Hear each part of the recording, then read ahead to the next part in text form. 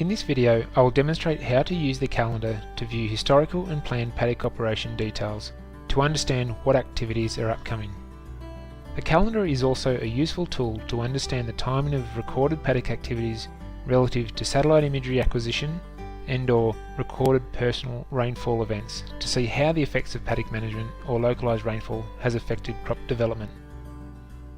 The calendar can be accessed by clicking the button located in the top right hand corner of the ProductionWise screen. The calendar will initially display all upcoming and historical operations for the current month.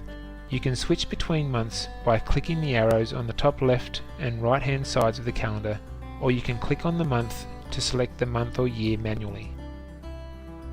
You can filter the details shown in the calendar by farm initially, then by paddock or current crop type.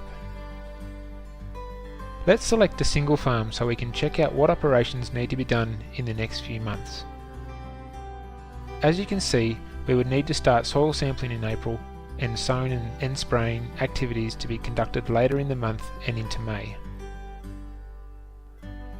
We can also look backwards and check the activities that we have done in the past. This is an easy way to access your paddock records, especially if you are looking for an activity on specific dates. You can also see the rainfall records that have been recorded using My Rainfall feature.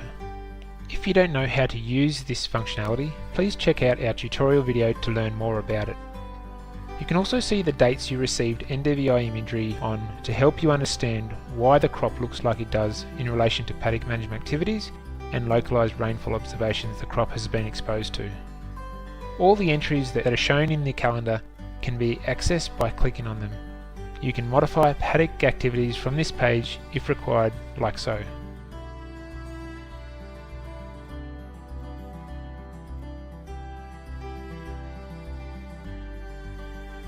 You can also add new activities from the calendar. Just click on the day the activity needs to be done and fill out the required information. This is a fast and easy way to manage short-term planning.